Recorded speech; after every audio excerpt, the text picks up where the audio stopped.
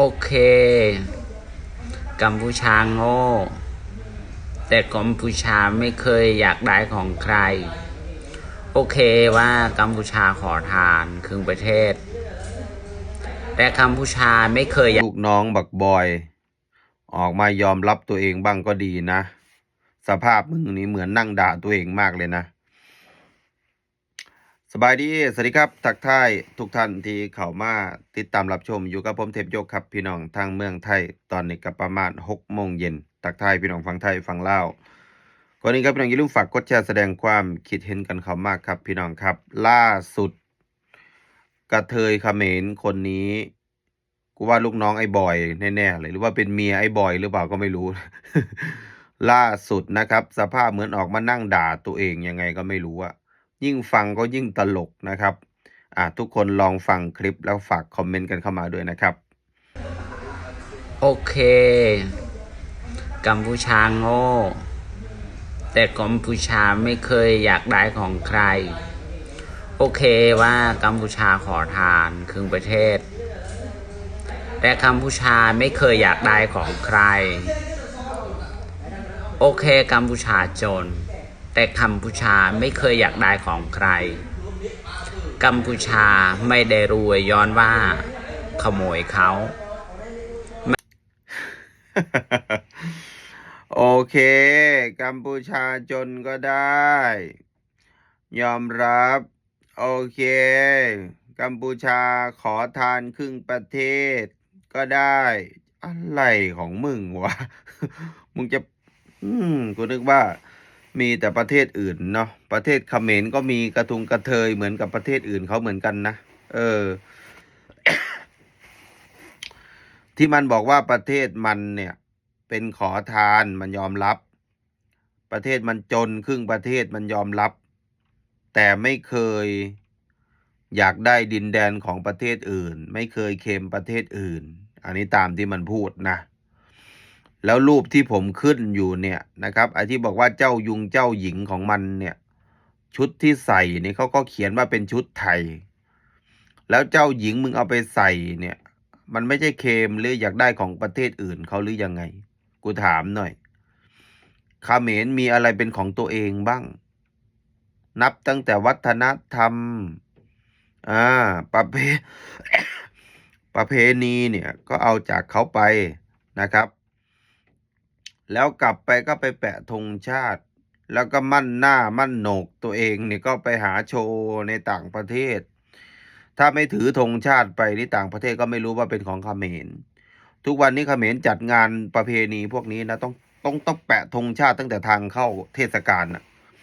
นะครับไม่งั้นต่างประเทศก็บอกว่าไทยแลนด์ไทยแลนด์เขมรนี่ก็น่าจืดเลยนะจะบอกให้เออก็คนมันเกิดมาไม่เคยมีวัฒนธรรมเป็นของตัวเองมึงจะอ้างนั่นอ้างนี่มึงกับมันมีคอมเมนต์หนึ่งนะทุกคนเอาพูดจริงๆนะคอมเมนต์คนลาวแดงนะอย่าไปเหมารวมลาวเดี๋ยวผมขึ้นคอมเมนต์ให้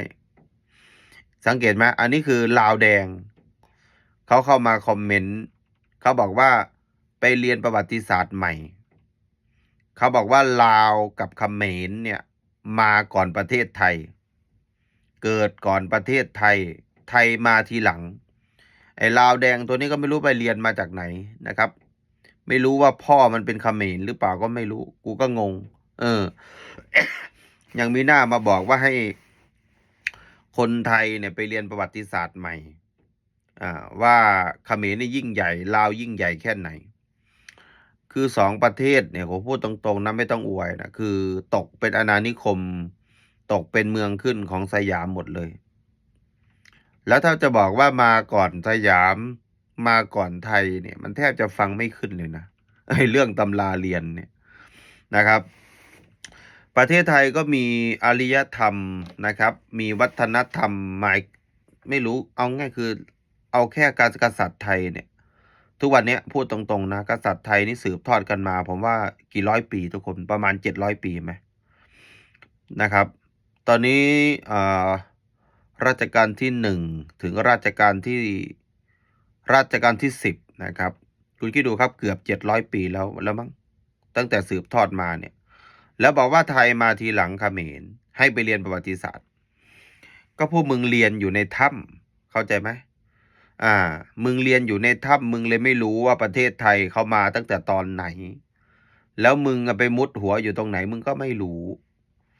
ก่อนที่ลาวแดงมึงจะเข้าข้างเขมรมึงต้องไปเรียนประวัติศาสตร์ก่อนมึงได้เรียนจบจริงหรือไม่จริงก่อนที่มึงจะมาคอมเมนต์หรือวิจารณ์มึงเชียร์เขมรมึงก็ต้องไปอยู่เขมร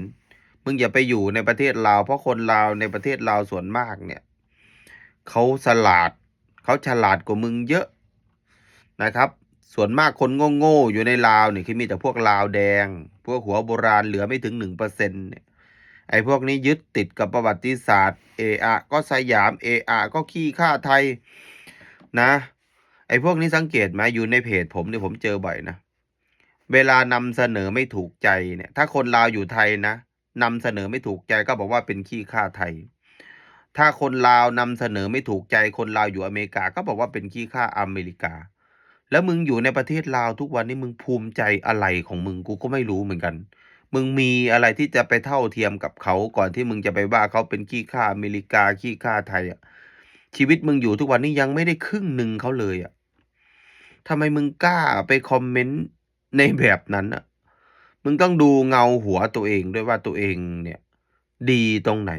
ต่ำต้อยกว่าเขาแทบทุกอย่างอันนี้พูดเฉพาะมนุษย์ทำในลาวนะอยากชนะคนอื่นอยากจะไปว่าให้คนอื่นไม่ดูตัวเองเลยว่าตัวเองมันไม่ได้ใกล้เคียงกับเขาเลยความคิดลาวแดงเนี่ยผมพูดตรงๆนะเหมือนเขมรเป๊ะเลยทุกอย่างมันใกล้เคียงกันทุกเรื่องเลย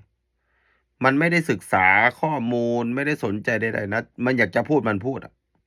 แล้วมันก็ไม่ได้ไปสนใจนะว่าคนส่วนมากในลาวเขาคิดยังไงแล้วมันเป็นคนกลุ่มใหญ่หรือกลุ่มเล็ก